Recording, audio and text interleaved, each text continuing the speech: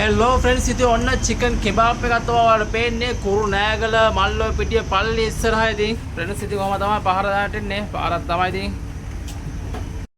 ඉතින් ෆ්‍රෙන්ඩ්ස් ඔන්න ෂවර්ම එකක් තමයි හැදින්නේ අයියා මොනවද ගාන්නේ මේක අපේ හෝම්මේඩ් ගාර්ලික් දාපු ඔයාලා රෙසිපි එක ඔයාලම හදාගත්ත රෙසිපි එකක් නේද ඒක මොනවද අය ෆිකල් ලෙෆ් ෆිකල්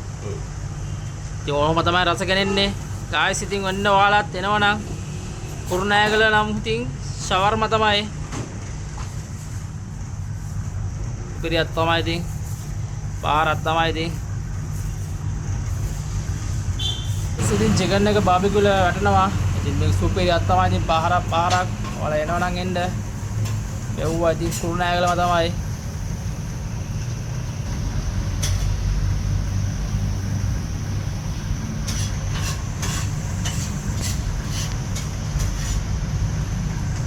ඉතින් ඔන්න ඔහම තමයි චිකන් ටර්කිෂ් ෂවර්ම එකේ එන්ඩ් එක.